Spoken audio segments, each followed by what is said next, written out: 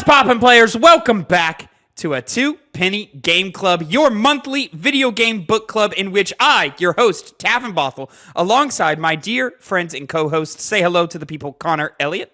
Hello, how are you all doing today? Hey. And say hello to the people, Phil, Shoemaker. What's going on? It's me. He's here. Ladies and gentlemen, this is your Two Penny Game Club, your monthly video game book club in which me and this fine panel of judges come to you at the beginning of every month and we review and rank a video game for your enjoyment. Play along with us as we play throughout the month. This month, we are doing Metal Gear Solid. And of course, at the end of the episode, we will rank Metal Gear Solid amongst the other games we have played in the game club. We have done games such as Chrono Trigger, Final Fantasy VII, and my dear beloved Severed. Man, what a game Severed was, wasn't it, boys? It was good. You can see how good last month's episode. Mm-hmm. Yeah, that's what we did last month is we reviewed and ranked Severed. Mistakenly put it above Pokemon Soul Silver. No, Severed, better game. I don't know. Last week I had y'all convinced. I on the piggy bank, yes, you had us convinced of how good Pokemon is. And it's a good game. We said that. It was a good game. Yeah. It's just not as good. Just not as good. Anyways, ladies and gentlemen, Metal Gear Solid 1. It released in September 3rd, I believe. Yes, September 3rd, 1998. Sold around 6 million copies. That's a huge hit for 1998. And has a Metacritic of 94 with a user score of 8.4. Normally, I don't care to include the user scores. Today, I thought it was probably a little bit worth it bringing in that because I think it's a little. I think the true score should be somewhere in the middle of those two. 94 is a little high. 8.4 is a little low for me, but I wouldn't go much higher. There's a thing Metacritic does where its older games are generally rated a lot higher than you'd think they were. Especially the classics. Yes. Yeah. Especially those. This is indeed one of those. Metal Gear Solid, of course, coming out, blowing people away for its cinematic quality for the time, its high quality voice acting for the time. And I think the voice acting still holds up, but we'll get into each of our own individual reviews here in a second. And of course, just kind of like breaking down barriers of video games. And I think something Kojima's really good at is taking the player outside of the experience of the game and getting meta with it. Psycho Mantis is a great example of that. The torture sequence is a great example of that. And there's a bunch of other moments in the game where Kojima reminds you that you are a person playing on a controller, pressing plastic buttons, and sort of the joy of breaking out of the box of keeping you immersed in the experience. I think he does it in really tasteful and really fun ways, in my personal opinion. But we'll get into that here in a second. Yeah, like when they all of a sudden put up nuclear testing footage of explaining the details of the plot. That's definitely because they just couldn't do it in Engine. That's 100% why that is. Ladies and gentlemen, I am the biggest Metal Gear Solid fan at the table here today. Metal Gear Solid 3 Snake Eater is my favorite video game of all time. These first three Metal Gear Solid games is one of my favorite trilogies of all time. And so I've got a lot of high praise for this game. Of course, I'm going to try and remain as objective as possible because it's me. I don't like to just, blow smoke up a game's ass for no reason. But spoiler, I like this game. In fact, I like it a lot. Is it one of my favorites of all time? I don't know. Maybe not. Depends on what day you catch me. So I think my opinion here is the least entertaining opinion at the table, personally. Connor, this is your first time playing Metal Gear Solid, at least all the way through. You played about half of it back in the day, a few years ago at this point now. But you had never played it all the way through. Phil, this is your second time playing the game all the way through? Yeah, because we, of course, played it so many years ago. It was our first entry into our old Twitch series, Hype, Have You Ever Played, in which me and Phil sat down on a Twitch stream for hours and hours upon a day, had very long live streams, and we sat down and we played games that someone had never played before. So I had played Metal Gear Solid, Phil had not, so I showed him that game for the first time. He played it. We played it all in one day. Which probably not the wisest choice now. Looking back on it, probably should have had some breaks. Eventually in the Hype streams, we broke it up and we would do like 3 hours for a game, and then we would switch to a different game, and we'd have multiple series running at the same time. We didn't do that the first time, and Metal Gear Solid was a victim of that. It was also one of our first pieces of content, so you can go back on the channel and go watch Phil's entire playthrough. It's up live on the channel right now. Is the quality good? Yeah. No. Let me just tell you right now. No, it's not. It's not. But we didn't start like giving ourselves breaks like that, like in terms of switching games until Jack and like Daxter is the one that broke us. It was like the 5th or 6th game. Yeah. Jack and Daxter, we played all in one sitting. I think it was all in one sitting, right, Phil? And just about. Me and Phil got heated in that stream. It came to a point to where we had to have a conversation of like, all right, we need to break this up because one full day of all of this is driving us up the wall. It's driving us crazy. Yeah, I think we did like I know we did obviously the first Kingdom Hearts, which again, not a good choice to play that game for 9 hours at a time. For you as a newbie, no, I can play the game all day. Anyways, so and then of course, Phil, this is your second time reviewing Metal Gear Solid for the channel. Of course, we did the After the Hype review, which is live right now, which was Phil's first ever podcast, I believe, if I'm remembering things correctly. And we had not been doing this for very long. So again, the quality, very low. But if you want to go see our first blushes with that experience, they're up on the channel now. Please, I'll drop some links in the description. Why not? Before we had video. Yeah, no, we didn't have video. We didn't have good mic balancing. It's bad content. It's really bad content. But you got to start somewhere, you know? And Connor, since it's your first time playing Metal Gear Solid 1, which one was you? That one. I want to start with you, my friend. And you'll notice, ladies and gentlemen, usually I just cut to the one for people's individual reviews. But I thought it would be fun to have reactions on screen as we say things today. So here we go with this angle right here, which we have. Tavin, now how am I going to pick my nose? All right. Come on. It's the one like freedom he had on this show, and you took it from him. Connor, what was your experience and what is your review of Metal Gear Solid 1? Time for me to tear this game a new asshole. Son of a bitch. First of all, it looks like absolute shit. Okay, come on. It looks terrible. Not that great. Now, at the time, it was revolutionary. It looked, like never before seen, crazy, almost like real graphics. And even though it definitely shows its age, and this game as a whole shows its age in a number of ways, the visuals, they hold up enough. They never hinder gameplay. You never really can tell, you never get lost at what's going on screen. So, and a lot of that has to do with the directing style of Kojima.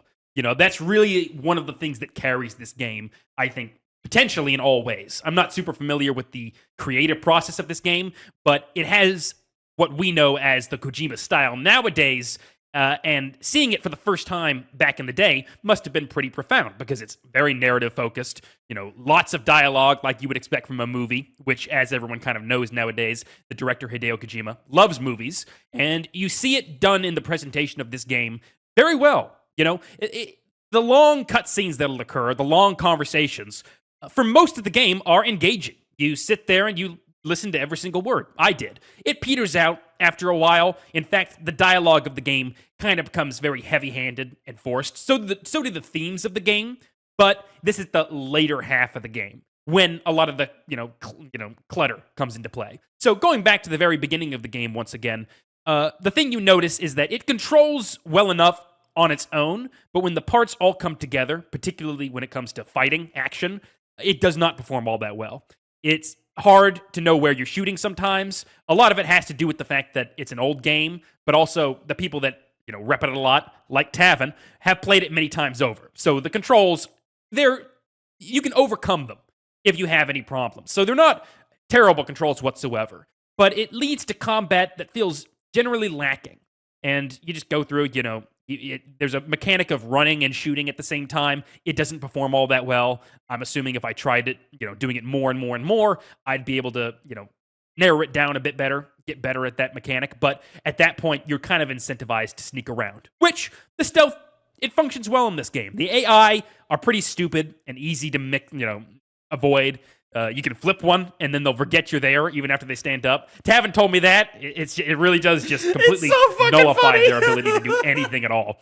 And so the stealth is nice at first, but after a while, you're just breezing through it to where the stealth doesn't really give you any problems. The difficulties come from the boss fights, which are, well, they're good enough boss fights. You know, none of them really wow you. Mantis definitely would back in the day, particularly with how it read your save file, but the limitations in technology kind of take that away. Even if I would have been, you know, this run through wowed by the fact that he's doing that at all in the first place.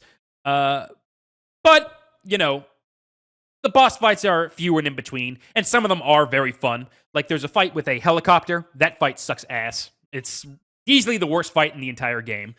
Yeah, undoubtedly. The worst? Undoubtedly. Okay. Yes. Just because it's so slow and monotonous, and some of these boss fights, to take advantage of them, could be that way, but that's a skill issue. I'll chalk that up to a skill issue. You know, I'm a Dark Souls player. I'll respect that. Before I get to the rest of everyone else's takes on it, going back to the narrative, I said the writing was nice. It really has a quirky feel to it. You know, you immediately become enamored with Snake. Even though he's dropped in the middle of this adventure, he's this legend, and everyone references how legendary he is. And there are games to base that off of. Even without those experiences, you're left liking Snake a lot. His hard-boiled attitude, as well as the fun characters you meet over codex. Mei Ling, your saver, who you call to save the game.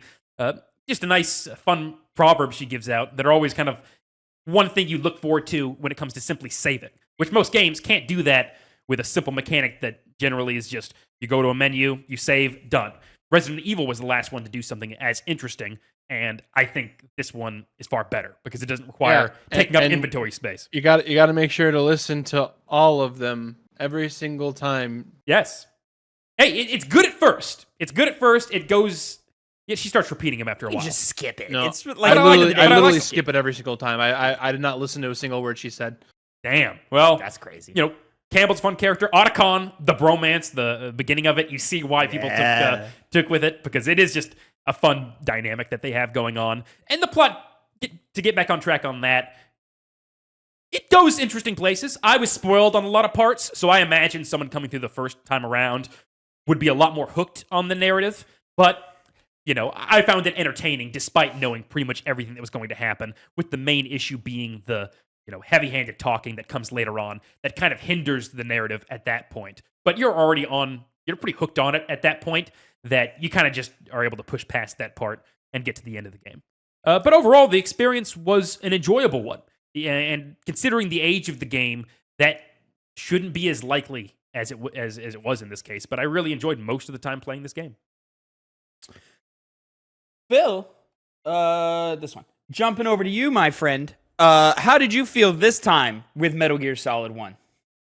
Well, Tavin, I'm happy to report that this game is fucking terrible. I fucking hate you.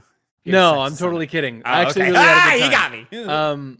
Honestly, got me too. I was like, damn. No, I'm totally kidding. This is almost a night and day experience that I had this time as compared to my experience back in 2021, which is now 3 years ago at this point. Mm-hmm.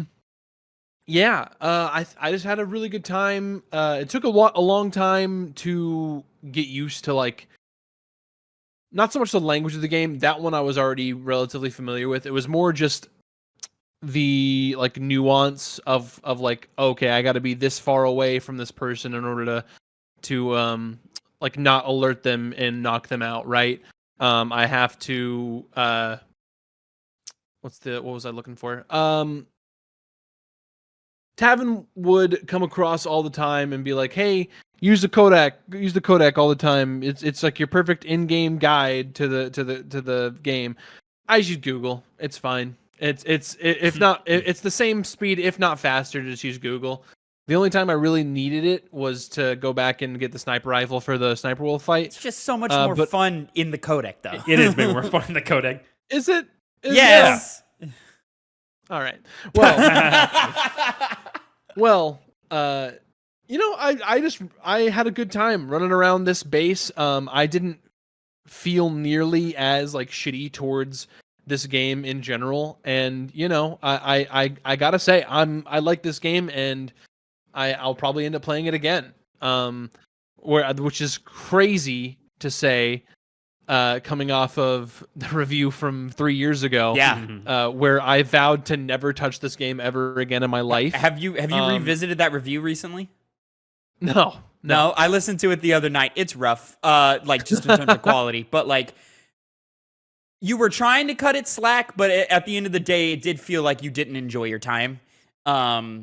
Even though you said it at the beginning, but you were like, as we got deeper into the review, you were like, I just don't want to ever touch this ever again.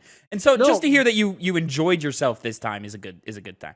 No, I really wanted to hop on Connor whenever he talked about how it's a skill issue during the Hind D fight. It's not so much a skill issue; it's more just a patience issue. You know, it's literally just like. Well, his point was that fight sucks, but every other fight is a skill issue. Yeah. Oh, yeah. That okay, fight I misunderstood. Was just it's too slow, boring, and the content of what you were doing in that fight is lame. Yeah, fair enough. I very much agree. We can dive deep into it in a minute. When we get into bosses, I kind of want to talk about like favorites and favorite moments and stuff. But yeah, I had a much better time this time around with this game. Did not take me upwards of an hour to beat Gray Fox or the Cyborg Thank Ninja, God. as you know him. For those who don't know, and if you want to go back and watch the hype playthrough, Gray Fox took us 2-3 hours to beat, probably closer to 2. Was it that long? It was a long time. I was gonna peg like hour 15, hour and a half. I think it's in the hour and a half to 2 hour range. It was a long time. Longer or shorter than Rex, you think? Rex was faster. Rex was faster? Jesus Christ. Rex was probably the second longest fight that you had, but yeah, Rex was faster. I just think this version of me playing through this game just shows how much I've grown in the past 3 years. I've really stepped out of my previous very small shell of speaking of shell, how about that big shell from Metal Gear Solid 2, am I right? Hey, boo, you don't know what that. Oh yeah, I do know what that. I know exactly what that is. Funny occurrence that, you know, I'm known as a really good button masher in our group of friends. Probably the best out of us, at least. I could give you a run for your money. You know who can't give you a run for your money? This fucking guy right here. Connor can't even look at the screen while he does it. I got all focus. I saw that in the edit. Can I put it up on the thing? Yeah, of course. Yeah. Okay, great. That'd be pretty funny. Tavin, you're ridiculous. I will beat you any day of the week. I can. But no. So you know, in the torture sequence, you know, you got to button mash, and you know, my technique. You know, I hold the controller differently when I button mash, right? Or like I kind of alternate with it for a few, like because I for whatever reason changing it just a little bit changes like how tired, like it's like slightly different muscles, so I'm not as tired doing it. And so I had done the first couple normal, just fucking button mashing, and then for like the third one, I switched and did this with another like way, and my thumb accidentally hit the guide button or the map. touchpad. Like, I don't know what's it called. It's called the touchpad. Yeah. Yeah. And that's the give up button for the torture sequence. So I gave up and Meryl fucking died. Oh no. I did that 5 times. And each time I was just like, boot up the game again. She's not dying because of a stupid modern commendation. Good I just man. screwed it over. God. Good And man. I was so cocky going into it too. Tavin had asked, because I was like, hey, I just got captured, I'm about to be tortured. Tavin was like, hey, you saved right before, right? I was like, nah. Who do you think what do you think this is? What do you think this is? And like, I didn't fail due to a skill issue. I failed due to fucking fat fingers, you know? Like, you know, fat fingers are just as much as a problem as a skill issue. You know, that is a skill issue in its own. It is. You know what I'm saying? You can't accommodate for what it. it is. And you fail. So it's just to be clear, Phil, you got the Meryl dies right off at the sunset with Otacon ending, yes. which is different than your first time. How did you It feel about is. that in comparison? I know you probably don't remember the original ending too much, but how did you feel about that ending? I really didn't think it was that different. The only thing that was different It's in my not. mind was the fact that there was someone different on the back of my It's mostly snowmobile. the same. It's mostly like they have a cute moment where they laugh about their first names, and I know Snake and Meryl kind of have that moment too, but it's the first time both of them tell each other's names, I believe. Or does Snake already know Hal Emmerich? No, because that's how they introduced him. They said, "Hey, go to Hal Emmerich," Yeah, and then he was like, he "I'm already Otacon." introduced themselves as Hal. Yeah. Okay, gotcha. It stands for otaku. And then it's mostly the same scene. They just kind of swap some stuff, but there is some minor differences in dialogue and conversation of what happens. But the theme is the same of like live your own life. Fate is not predetermined, especially not based off your genes and stuff. Yeah. Tavin, just before we move on to like where we're going next, I don't know. You already gave your like review basically, right? No, I still gotta go. He's just going last. Okay, so before we get to you, I just want to talk about how the fact that the flip of the circle and X button is just the bane of my existence in this game. It's oh my god, there's so many moments where I would okay, yeah, sure, I'll do that, and I hit X and it just cancels out whatever. Like I'll be in a menu changing something up. Like I think during the Mantis fight where you have to change the second controller port or whatever, I okay, cool. I'm gonna switch to the second controller port, X. And then I still can't do anything to him. So fuck, I hit the wrong button, so I have to go back and do it again. Yeah. And then at the end of the Otacon ending, you get the stealth camo. The stealth camo, and I hit fucking X to confirm my save file, and it's gone. Mm-hmm. It's just gone. Which, did you save I can no longer get access to the stealth camo without playing through the game again. Yeah. So there is a new game plus to this game in which, depending on your ending, you either get stealth camouflage or the infinite ammo bandana. Obviously, we got the Meryl ending, so we both got that. But I also fucked up like Phil did, and I pressed X by accident. But of course, I already have a save file with everything unlocked already. We hit the platinum for this game, Tavin. Yes, I do indeed have the platinum for this game. Is it worth the platinum experience? No. And then you save, and then if you go back and reload that save, it starts you at the beginning of the game, and you have that item in your inventory. Yeah. So you can play the game with invisibility or with infinite ammo, or both if you play it through another time and do the other ending and so forth, which is, I think, really cool. Moving on to my review. Yeah, the fuck did you get over there? I stayed the same. I literally moved it for you. You did stay the same. Did I not change you? Maybe I didn't change you. Oh, you did. Anyways, I don't know. I'm gonna cut that out. Hopefully, because I'm gonna come through and edit things. For my review of Metal Gear Solid, I'm a huge fan of this series, so I have an innate bias to it. I grew up playing these games. Of course, Metal Gear Solid 1 was until recently the least accessible of the original trilogy. So my first initial experience with this game is the Twin Snakes remake, which I enjoyed when I played it at 16, 15, something like that. But, looking back at it and looking at footage of it, and I haven't played it in a long time, but I'm sure, like, just looking at it and how I see it now, it's like, it's definitely the inferior version despite the gameplay upgrades. I think this is, like, if you put yourself back in 1998, I think this is a clear masterpiece and one of the greatest PlayStation 1 games you could ever play. And it definitely had it was definitely part of the conversation of greatest game of all time when it came out.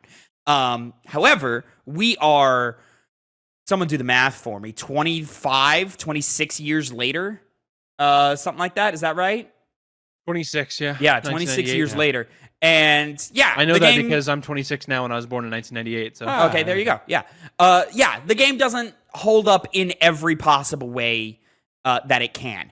I do think as an overall package, this game has the most aura, the greatest atmosphere, and it can still be held in that conversation of greatest atmospheric game. Like when you're playing it, you're in that world. Like Shadow Moses feels like a real place. And just the mood of the game, I still think can enrapture players and really bring us into the world of Metal Gear Solid. I still think this is the greatest entry point for Metal Gear Solid. If you ever want to play, just start here and play alongside the series as it evolves from here. The gameplay is simple. Is it a little clunky? Sure. for first-time players. There is an amount of time of adjustment, but in 1990s, that's how every video game was. Is you had to learn the language of the game, you had to learn the feel of the game and how it played. I think Metal Gear Solid is an easier entry point than video games like Resident Evil 1 or even Final Fantasy 7. Arguably even Chrono Trigger, but I would probably give the edge to Chrono Trigger just because it's such a classic RPG setup. Can I just say real quick, like, I'm actually really glad that you say that, because I actually really agree now, having like the chance to like look back at my time with this game, the second game, and the third. And you would think that of course, obviously the first game is the best entry point, but that's not always the case for every other game. Kind of like you just said. Like, I honestly do not see myself going back to play the original version of Resident Evil again. Or I guess it's not the original, of course. That's the GameCube remake. But even still, I don't see myself going back to play that game. I did not really enjoy that game as much. Yeah. This is very much the best entry point to a Metal Gear game. Yeah, 100%. I agree. Is it the best in the series? No. I still think it's. I mean, easily it's still top 5 if you include every video game ever. I still think it's. No, I really like Peace Walker. So maybe not top 3 for me anymore. I do think of the original trilogy. It is arguably the weakest of them, just in every position you can argue, whether it's gameplay, whether it's story, whether it's writing or boss encounters and things like that. One thing that I still think it is really strong in is character.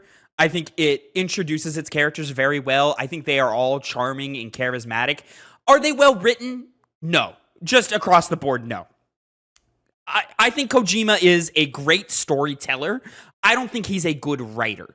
I think he needs other people in the room to make his ideas, one, make sense, and two, have them come across in the way that he wants them to. Now, I still like this first trilogy of games better than anything he's done since, and I think that's because the team he had around him knew how to sort of bring him in and have him work in the ways that work best when talking at least to a Western audience or just talking to a general popular mainstream audience. I think that team he had with those first 3 games works the best.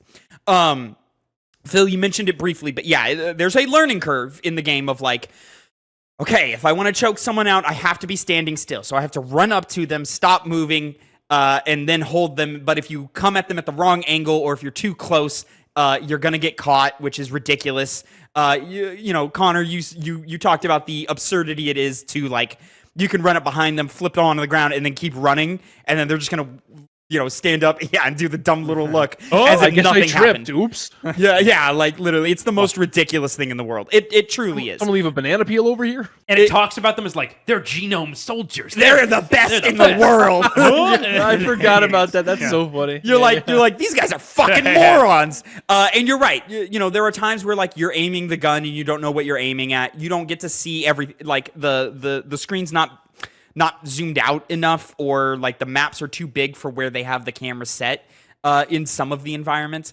I also think this game has a lot of great ideas, but it doesn't really commit to any of them. And I think that's because of the length of the game. It feels like it can't commit to these ideas. It feels like every room has a gimmick, and you will never see those gimmicks outside of the one room. For example, guards can see your footprints. Guards can hear you walk on in puddles or on grates. But they're only realistically going to see that 2 or 3 times throughout the game.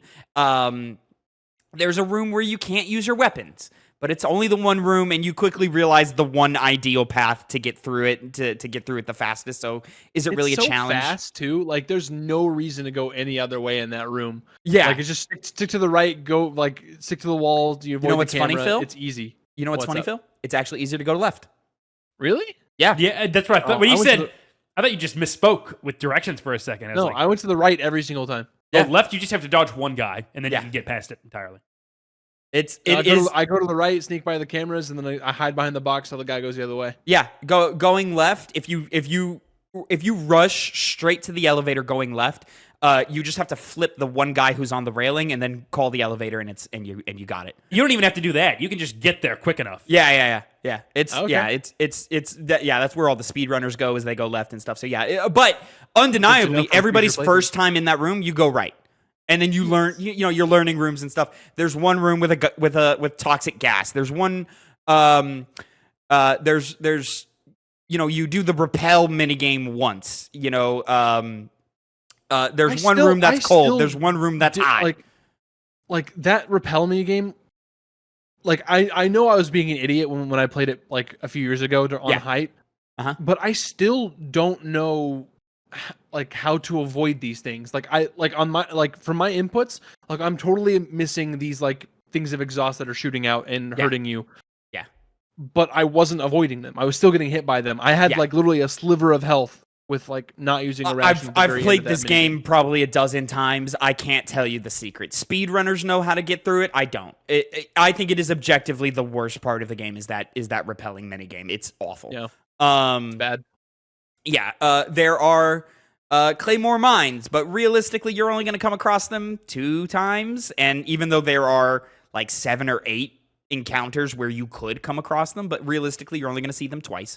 If you're clearing rooms, I could see you running into them like 3 or 4 times. Yeah. Just because like there's a random Claymore mine in I think that first or second elevator room. Like and there's like a ration in like the bottom right corner. Yes, and that's what I'm mentioning. Right is you're gonna see them in the minefield, obviously. Yeah. You might see them right before that first sniper wolf battle, but it's so easy to avoid those.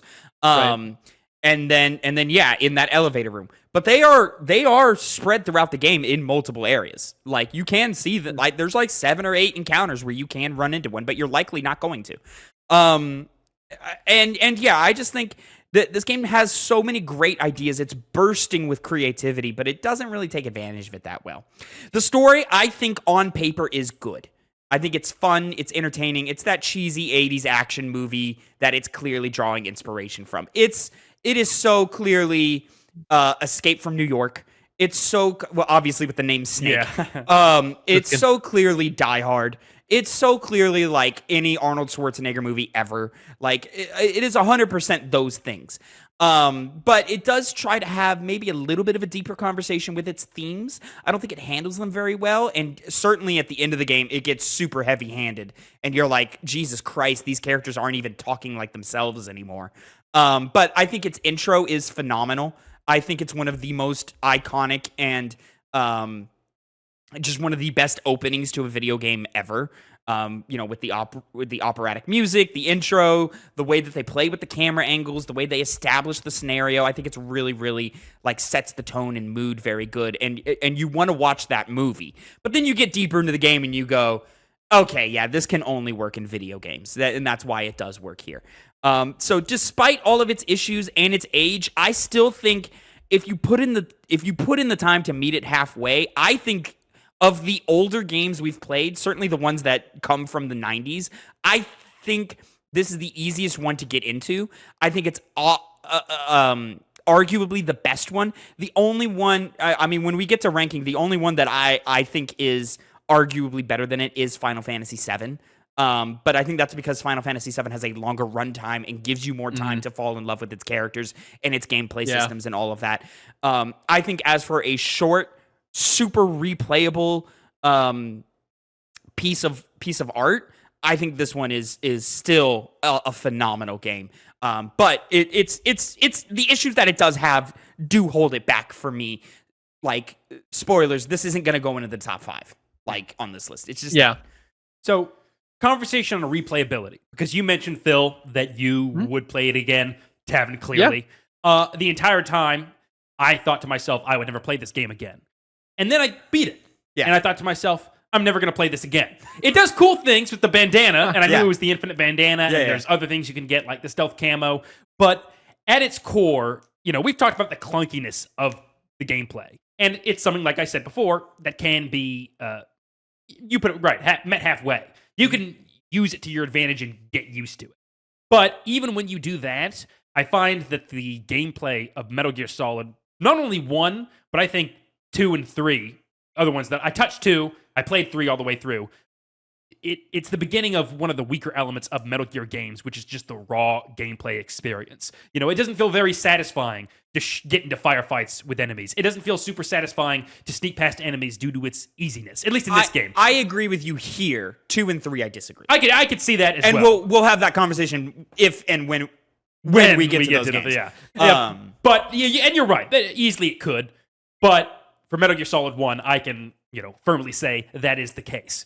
And when you lack extremely welcoming gameplay feel, I should say, and the narrative isn't really something that you're intending to go through again, the only real reason I would replay this game is to get all the little secrets that the game hides in, and, the hides for you to find. And that's, once again, one of the praises I can give to Metal Gear Solid and Kojima's writing. This game did give me a greater respect for what Kojima not only was able to do from a historic standpoint in terms of video games, with what he did with the graphics and the narrative, despite its weaknesses, and just the cinematic quality. Yeah, I mean, look at what Resident Evil was doing. Look at what Final Fantasy VII was doing, and then compare it to this. Yes. Like, the camera is moving with Snake when he runs across the snowfield. Like, that didn't happen in Final Fantasy VII. No. I'm talking in the cutscenes. Yeah. They had multiple cut camera angles every time the helicopter zoomed past. They were trying to find the best angle and stuff and work with you. They have the epic shots of the helicopter going down and the fire coming up behind him, and Snake says whatever corny line he has about a cremation. It's something like, guess we don't have to worry about a cremation or something. Like, just something corny and stupid. It's just a bunch of stuff that just kind of makes you smile. Action movie stuff, you're talking about. How cool is the bit whenever you run into a character in person for the first time, and then their voice actor pops up underneath them? I love it.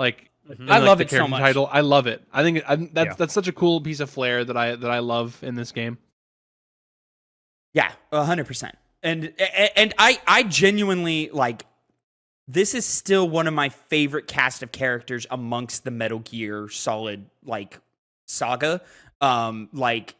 Sniper Wolf, you have a certain fondness for. I think she kind of, I think overall these characters kind of fall flat under a modern lens, but, you can understand why audiences would fall in love with Meryl. Or why they want Snake and Meryl to fall in love. I think them falling in love is ridiculous. Realistically, that would never happen. But you get why you would want them to go that way. You love how comically evil some of the villains are. You love just how generic and cliche they are.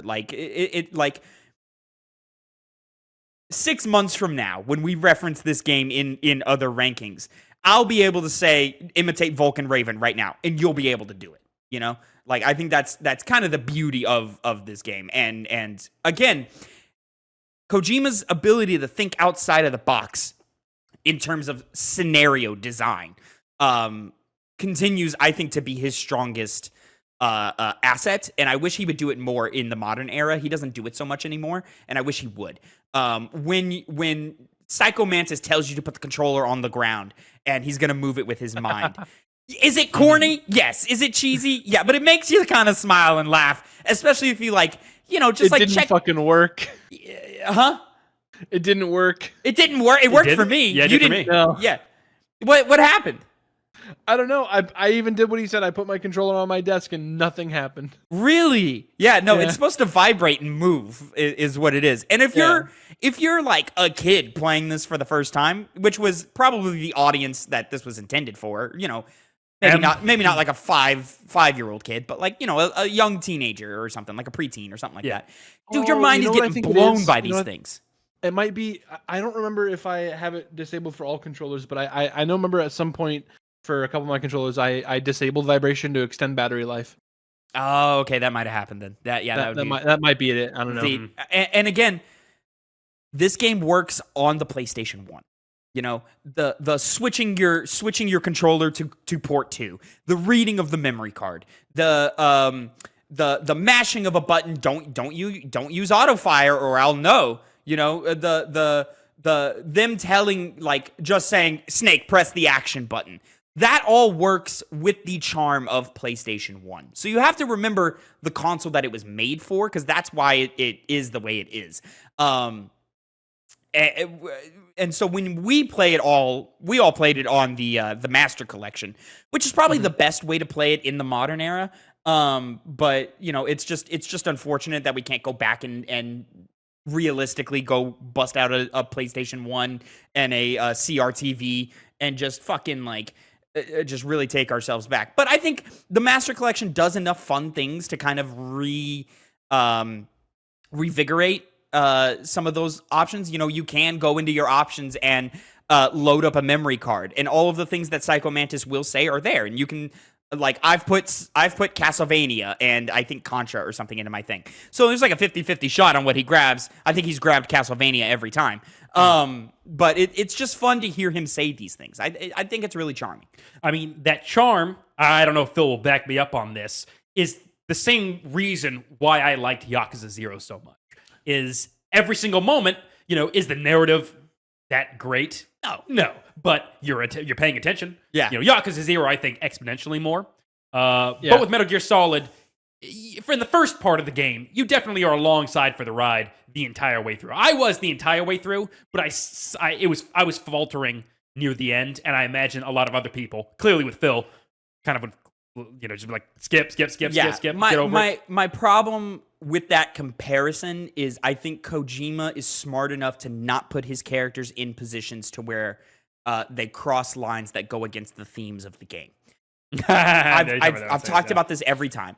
Kiryu having a line in the sand on killing people, and then putting him in a scenario where he has to shoot down helicopters and blow up cars is a mistake. Yeah. Hey, but he didn't kill him. No, he killed him. He killed the fuck out of all of them. And didn't you watch a Zack Snyder movie? Batman doesn't kill them. The explosions kill them. Come on. Mm-hmm. You didn't know that? Kojima is a way better artist than Zack Snyder. I'm sorry. He's way better. Yeah. Okay. Okay, calm down. I wasn't comparing Kojima and Zack Snyder. This is Tavin getting defensive over his game. You know what? Crazy opinion. I think Kojima's a better visionary. I don't know who else has that opinion. I do, though. It's pretty crazy, but I do. Me personally, this is my personal opinion. Nobody else. I think Kojima is better than Zack Snyder as a creator. It's a real hot that's just my take opinion. there. Real hot take I have. That's my opinion. Yeah. And you're right. Whereas and this is an element of Twin Snakes that Twin Snakes gets wrong. Kojima didn't make that. It was an American studio that made that. In Twin Snakes, they give you the tranquilizer gun, and you can get through the entire game without killing anybody. That betrays the theme of Snake is slaughtering these genome soldiers. You can't get through the game without killing something like 15, 20 people, which that's a lot of people when you think about it. Mm-hmm. Now, of course, in the video game-ness of it, you could be upwards of 100, I killed over 100. I actually didn't. I think I killed, I can't remember my final count. I think I killed less than 50. Damn. Yeah, I wanna say I'm in the 30 range. I have to scroll back and find it. You guys don't have the bloodlust in you. That's apparently not, Connor. Apparently you're just a you have to kill monster. At least 10 of them in that Meryl encounter, right? You only have to kill 3. Oh. Yeah. You can let Meryl kill all the other ones. Interesting. Okay. Okay. I'm totally full of shit. I killed 80 enemies through this playthrough. Liar, pants on fire. Yeah, but to get the best ranking for the platinum, you have to kill less than 25. What ranking did y'all get? What animal did y'all get for your playthroughs? Ooh, do you remember? I got leopard. What are the options? I was a hyena. I couldn't tell you what the options are. I could find out pretty quickly. Game level normal, playtime 8 hours 1 minute, saves 6, continues 4, being found 9, enemies 80, rations 32. I imagine I have the quote unquote best stats out of everybody here. That is probably true. Let me just see real quick. I'm pulling up it's different depending a on easy, spreadsheet normal, that I saw before. It is different. Your difficulty does change your ranking. Yes. Oh, I was Falcon. Oh. Yeah. What is that? Number 2. Normal. Well, what does that mean?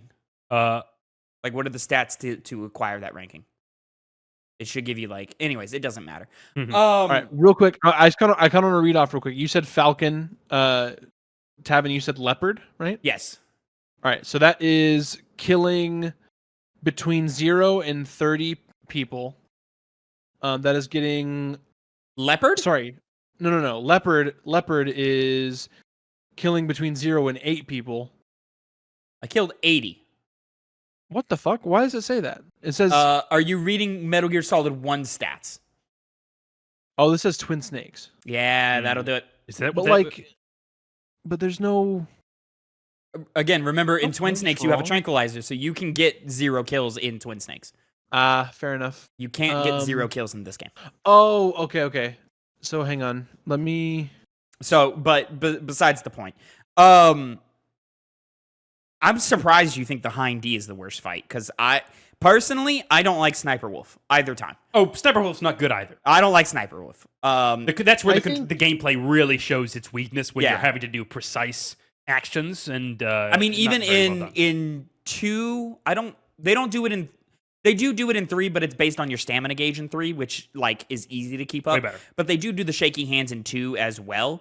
But it just feels easier to manage. It's smoother aiming because it's on the PS2, and just they're more comfortable with the controls. Yeah, I don't think the sniper doesn't feel great in this game. Arguably, none of the guns feel great to use, but you can kind of chalk that up what's to crazy, age. Tavin? So I did unequivocally better in every single boss fight in this game as opposed to 2021, except maybe the first Sniper Wolf encounter. That's arguably the hardest one. How did you fight her in round 2? Easier. It was just fucking Nikita missile. Come on, it's Nikita missiles. Yeah, there's a little cover on the far right, and you can just Nikita missile her to death. Yeah. I had enough diazepam or whatever it's called. Diazepam. Yeah. I fought her with the sniper rifle this time because I just wanted to have that experience of what does it feel like, and I like it better the second time, but yeah. I mean, it's still just kind of whatever. I think the tank fight fucking sucks. It's so easy and quick though that it's just I don't find it easy. First try. Yeah, I mean, I get it first try now, but it's always been my most difficult fight. Mm-hmm. On top of the fact that the difficulty curve is upside down because you have so little health in the beginning of the game, so you're dying faster. And the tank does a lot of damage, so it's only a couple of hits and then you get hit. I only died once, and it was because of the claymore, and I just ran over it. And I was like, "Oh, I'm going over this way." Gotcha. Yeah, I mean, it's just yeah. Whereas with the Hind D fight, you throw grenades to those. Yeah, you throw 3 or something like that, and he's dead. 4 maybe. It depends on where you land it. If you just land it next to him, it only does 25% damage to the guard. If you can Kobe it and just dunk it in, and there's a little sound effect that happens when you dunk it in, and it kills the guy immediately. So you can get it in 2, or you can get it in 4. Okay. Well, 5. I think that's what I did 4 then. Yeah. But it was just with the Hind fight. It was just Sniper Wolf mechanically is worse than the Hind fight, but I was able to go in, engage with her, sniper to sniper, and take care of her in about. I like the spectacle of the Hind D. I think the spectacle of it is super impressive for 1998, especially. Sure, it is. It's just not now. And I guess I still think it's cool. It's cool. It's really more the fact that even with that, if I could give you that, you're just waiting for them to pop up. Yeah. And then waiting for just a lock-on symbol to happen, and sometimes they go out of your field of view, and then it's okay. You're talking when he goes down and under. Yeah, okay. The waiting for that is all right, come on. But the fight itself, I mean, I don't know. It's difficult for me because I have his movement pattern memorized, so I know exactly where he goes every single time for the entirety of the fight. So I'm just all right, I'm just waiting to get out. And you hurt him with grenades? No. Because you said something about grenades with the Hind fight. Didn't you to Phil? Did you remember that, Phil? I don't think the Hind fight? No. Yeah. I tried to hit him with grenades and it didn't work. I think it might work in Twin Snakes, but I'm not sure. Don't take my word on that because it's been a decade since I've played Twin Snakes. Okay. Connor, so hang on real quick. Sorry, I don't mean to walk back for a super long conversation, but you said you got Falcon? Yeah. So you beat the game in less than 3 hours? Is that one of the requirements? That couldn't be it. I did not. He definitely did not. What fuck? He spent 3 hours just in the torture room. Because it says so. Like that's so the normal. This is a different spreadsheet, so it's not from Twin Snakes. It's from Metal Gear Solid 1, and it says Falcon is the rank 2 for normal. There's no chance. Do you have the picture of it? See, no, I don't. That's what I'm trying to remember. The thing is I went to Falcon because it was a bird, and that's the only bird on normal. No, I mean, are you on Metal Gear Solid 1? I checked, yeah. Okay, I don't know. Interesting. Yeah, that information will be lost to time. Because if that's the case, then he ranked better than you, Tavin. Yeah, I know. That's ridiculous. I have no clue what there's no chance he's there. There's no chance he's there. If that's the case, no. Yeah. Yeah, I mean, there's a lot of boss fights in here that I still enjoy. I don't know. There's a lot. No, you may have gotten bad. No. I killed people easily. I didn't die that much. Well, it says exceeds alerts above 30 and kills above 25 will place you in one of these rankings 8 to 12. You got that. Oh, I killed a lot of people. You got caught a lot. I did get caught a lot, which is why I killed a lot of people. A lot of people. It's funny because I watched both of you, and both of you fall short in this game in different ways. I would say, like Phil, has bad instincts, where when shit hits the fan, he goes down the wrong path. He makes the wrong choice. He chooses to fight at bad times. You have no instinct, and you're just like, all right, I'm caught. I'm gonna sit right here and I guess just shoot guys. Stand. And it's like, Connor, you're just gonna infinitely shoot guys until you run out of ammo or die or both. You know. So I at least have a reaction. Yeah, Phil's like, okay, let me go and hide, but his version of go and hide is just going around the corner, and it's just like, well, that's not a hiding spot, Phil. You got to meet your enemies head on. That's how you fight them. Not in this game. Not in this game. This is not an action game. This is not an action game, even though it's tactical espionage action, you know. But you know, it's actiony. It's actiony.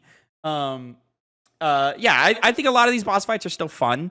I think fights like Gray Fox and Liquid Snake are very much bait and punish. Which still, like, that's just an easy, like, design concept for boss fights to just, like, be like, all right, I got this. Everyone after that, all these fights are based on gimmicks. And so it's just of how much you appreciate the gimmick of it. I think the straight-up gunfight of Ocelot is fun, easy to manipulate and easy to get around. The Raven fight, which encourages you to start using, you know, it's like a cat and mouse type fight, which is enjoyable. Coming from this era of design, which is, you know, super simple of like, fun fight. Well, let me try some C4. Let me try some Claymores. Let me try Nikita missiles and stuff. Knowing what I know now, you can just spam Nikita missiles as soon as the fight starts and beat him really, really easily. But, you know, like that takes a level of effort to just get to that point. And know-how. Yeah. I'm very proud to say that, like, I was able to beat every single boss within 2 tries. Nice. Nice. Not the case the first time. No.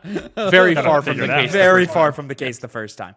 And then having a mecha fight with the scale that it has, with the camera angles that are used in this game, having 2 phases of Metal Gear Rex that work. You know, you can maybe find them a little clunky or simple or overly difficult if you can't wrap your head around it and in what the game wants you to do. By that point, you can. That's kind of. I'm sorry to interrupt your point. Yeah, no, go ahead. That's kind of is one of the qualities this game has, where your experience builds upon your ability to know things. Because you would question me with the Metal Gear fight. When you first start out, you have to confuse his targeting system. Otherwise, he just pegs you every single time. Chaff grenades. That one's easy.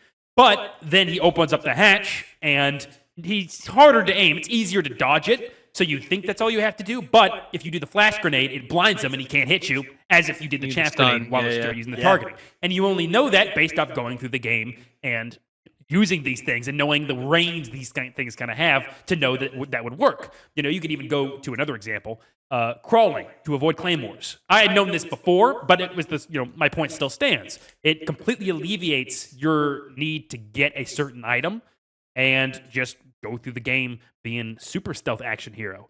The You're talking about the mine detector?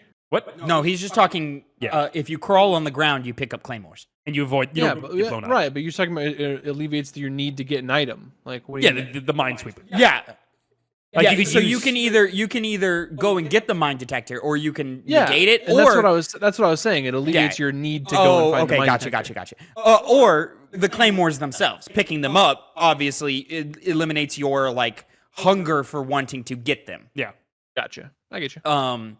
And you'll find this especially in the first 3 to 4 games, where there's a bunch of moments in the games where you go, hey, but did you know this? And you'll go, oh shit, I didn't know that. That's cool. Like if you crawl on the ground, you pick up the claymores. That's a good example of it. If you use the cigarettes, you can detect the lasers and stuff like that. Hey guys, if you run with a grenade equipped, you run faster. there you go, speedrunner. What speed? It's a speedrun tactic, at least for this game. If you have the grenade out, you run faster.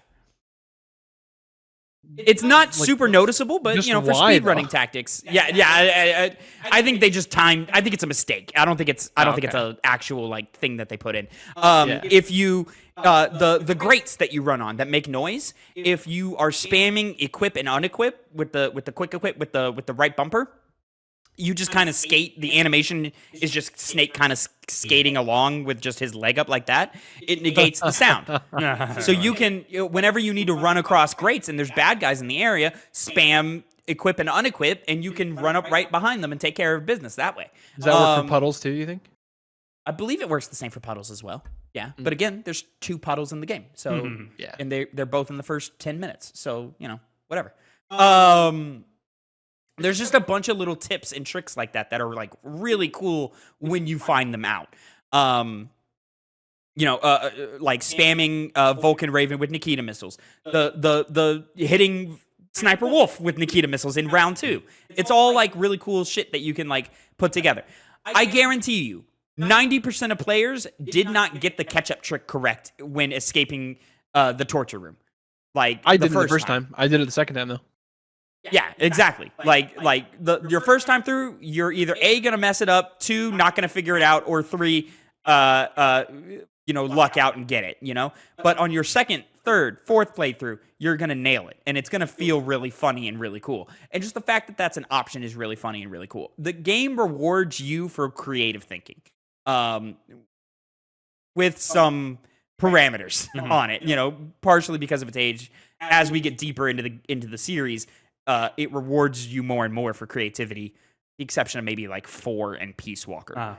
And then I don't know, man. I think this game is really creative, especially for the time. I think it constantly tries to think outside the box.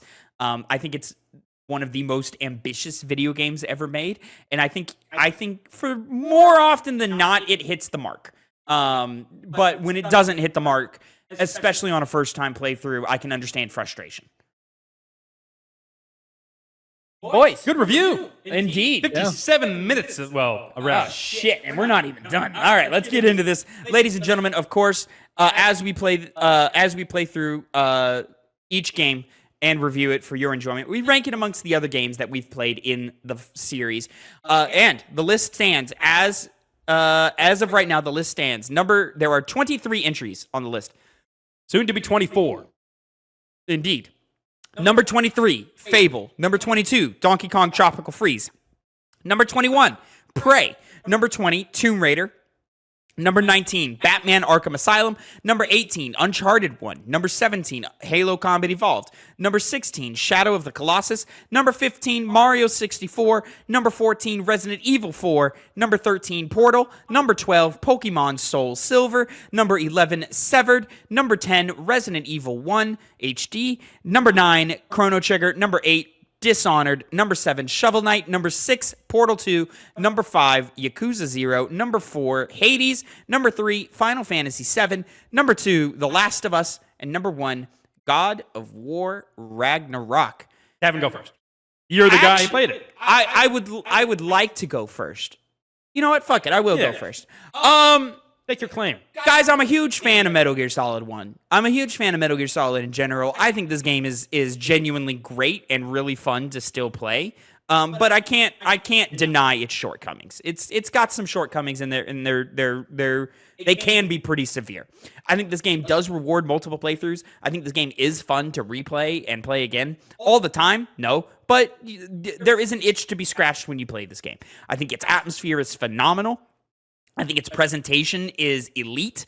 And I think it's groundbreaking and innovative in a lot of really great ways, to where it is shooting up pretty high on the list, but we've undeniably played better games than this on this list. Like, and there are just video games here that, like, undeniably are just better quality video games. And that is, one, because they came a lot later, two, because of just they don't trip up in the same ways that this first game trips up. And there's a number of things that we've talked about throughout this review. The writing's not phenomenal. The gameplay is kind of clunky. It's hard to first engage with this game. As you get used to it and figure out the language of it, it does become satisfying to play, but that's in later hours or on a replay. But on a first time through, it is frustrating in the opening hours, undeniably. However, I think it does enough. I think it's just as fun. I think it's just as it's got just as much of a cool story and great characters, to where I still think this lands pretty high for me. I'm gonna put this at the new number 8, above Dishonored, below Shovel Knight. I'm in a place right now where I don't know why we voted Dishonored so high. And I kind of wish we had put it at least below Resident Evil 1. But this is what it is. It's good. And, we can't change it. But I think Shovel Knight and Up are undeniable masterpieces, and I think they are all still super playable today. I think the conversation of this game versus Final Fantasy VII is an interesting one. But overall, I do think Final Fantasy VII is a better, more impactful, and just overall more interesting game than Metal Gear Solid 1 is. And you can really sink your teeth into it a lot more than you can here. One, because of its runtime. Two, because its gameplay is... its gameplay carries the experience the whole way through, whereas Metal Gear Solid gameplay only carries it through the first playthrough, and it's so short that, like, hour 12, 13, 14, 15, you'd get kind of fed up with the gameplay of this game, undeniably. But I think they keep the length of the game to match the gameplay of it. And so I think Final Fantasy VII is still a better game than that. So yeah, I would lock in number 8 above Dishonored, below Shovel Knight. I want to move to Phil next. Phil, if you can... if you still remember when I said we were going to play this game, if you can tell us where you expected to vote and then where you are voting, if possible. Yeah, okay, I can do that. So where I expected this to fall originally, just kind of looking at this here. See, I really wish I had known you were going to ask this before. Yeah, I should. I didn't really have a thought of where I would have put this before playing it. From what it sounds like, you were down on it. I definitely was. So let me... I probably would have put it at like the new... Probably like the new 17. That's almost exactly where I thought he was going to... It was just a matter of would he have put it above or below Halo is where I was thinking. I probably would have put it above 17. Or like at the new 17 rather. Yeah. Replace. Now I would probably put this at the new number 7, jump like a whole like 10 places above. Holy shit! Damn, that's insane. So above Shovel Knight, below Portal 2. Buddy, go replay Shovel Knight. What the fuck is wrong? Shovel Knight is so your bag. How are you like this down on Shovel Knight? It's not even that I don't like Shovel Knight. It's that it's just not as good as you say it is. Oh my god, this is insanity. Higher than you thought it would be. You were worrying about it being low. I'm comparing because my game that I think is too high is obviously Yakuza 0, and I'm debating in my head of if I would put this above Yakuza 0 if it was lower. If Yakuza was where I would want it, where would I? Which is at number 8, above Dishonored, below Shovel Knight. where would I put Metal Gear? And I still, you know what? I think Yakuza wins this argument. I think Yakuza's more fun. I think its gameplay is more interesting. I think its mini games are more entertaining and stuff. So I would still probably say Yakuza 0 is a better game. Yeah. You know, if the list was where I want it. Connor, where are you at, my friend? I'll be ranking the lowest. I can say that with certainty. Really, it was a debate on whether it was going to be going at the new number 11 or the new number 10. And I think, or the new number 12, I should say, rather than the, Okay, so it's in that. Is it going above or below Resident Evil / Severed? The Resident Evil was the barrier ultimately. I messed with Severed a little bit because the gameplay experience of Severed is just so fun and addicting and easy to pick up and do. But Metal Gear Solid is so rich with the stuff you can do in it and the interesting experience, the quirky experience that it offers. But I think when you start considering Resident Evil, which shares some pretty heavy similarities, they're ones that are in a pretty an isolated area map that you get a lot of mileage out of.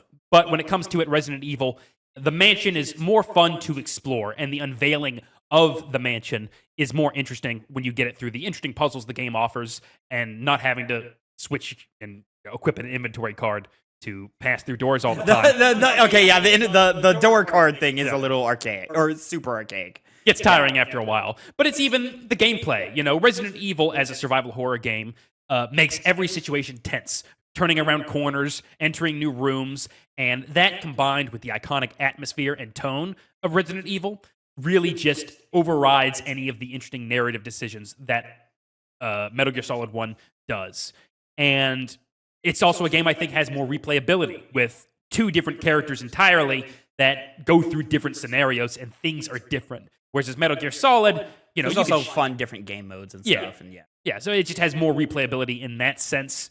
And so for those reasons, I can't put it above Resident Evil. That was the barrier that beat it. It seems to be the case that happens a lot when I'm considering these games. Resident Evil is a good, guardian at the gate before. I think Resident Evil is a tier switch. Yeah. From B to A. Yeah. And that's when the A tier is going on and so forth. It's an interesting conversation, Metal Gear to Resident Evil. I love both of them. Mm-hmm. I think Metal Gear holds up better, man. Especially because we're going with a more archaic version of Metal Gear versus an updated version of Resident Evil. They polished the mistakes of the original game in the version we played. If we played the original game, I think undeniably Resident Evil 1 is a lesser game than Metal Gear Solid 1. Yeah. But because we played the remake, there's an argument there. The standard for, I think, the game nowadays. Yeah, so it's a tricky one. And that one's I don't think I would ever put Resident Evil 1 above Metal Gear Solid 1, but when we break down each individual element of the game, some of them are coin tosses. When you talk about the tension and the entering each room and the difficulty of them, yeah, that's a coin toss of which one I like more, just dependent upon the day that you catch me on. But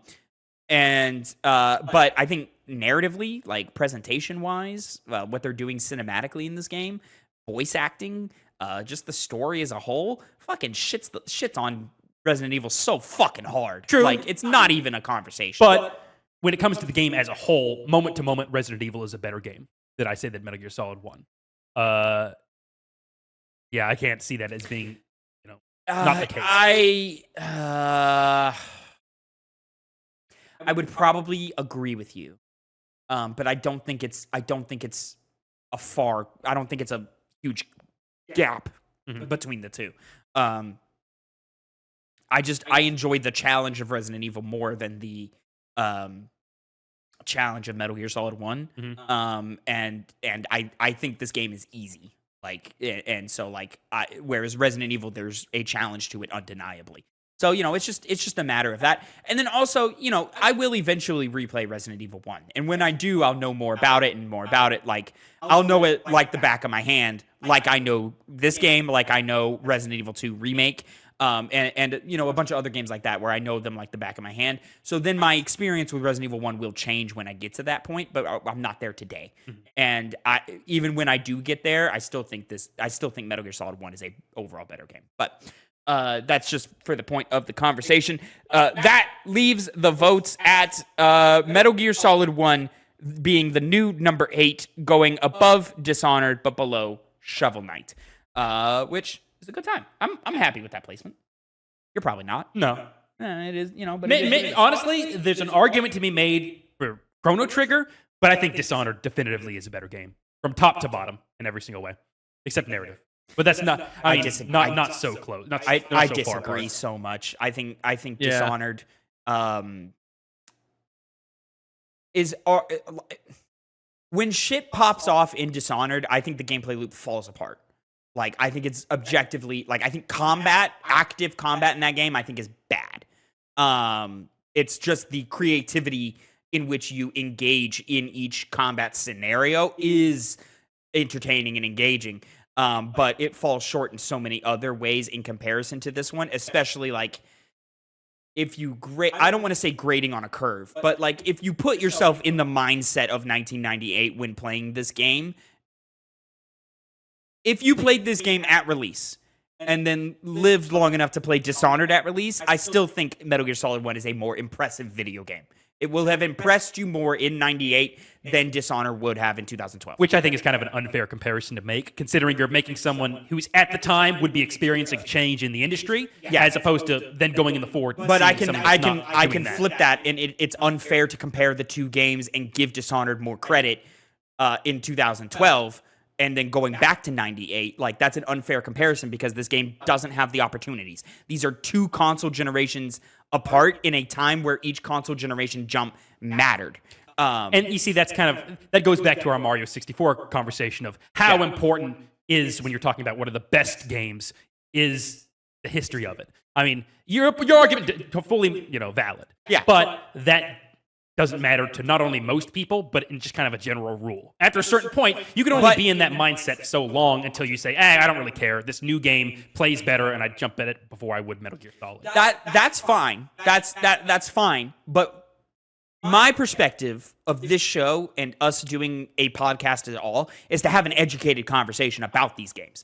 And so doing this game that disservice of just going, old game old, is an uneducated way to have the conversation. It is, if it comes to, trying to use that as a way to just beat down what the game has to offer, bring up something else. And let me be clear, I'm not saying that's what you're doing. Yeah. I think your example is the majority of people, yes. But I think the majority of people are uneducated when they talk about anything, when it comes to any medium. If you don't do your homework, if you don't do your history, then you're not going to see the influence and why these things are the way they are. I mean, but again, I'm not letting influence overtake the whole conversation. Mario 64 is leagues under Dishonored, and Mario 64 is undeniably one of the most important video games of all time. It's more important than any game on this list.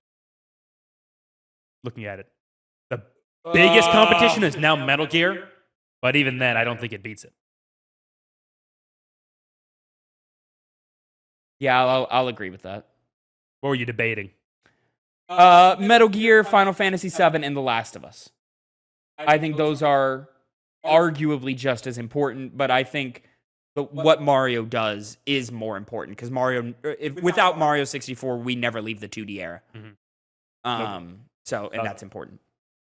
So, anyways, Phil, anything else to say about ranking before we get into wheel selection? No, let's spin the wheel. Let's spin the game of the month. So here we go. We got it going right here. Let me make sure we have. So to repeat it, just so I can have it in my own list, above Dishonored. Above Dishonored, yes. Above Dishonored, below Shovel Knight at the new number 8.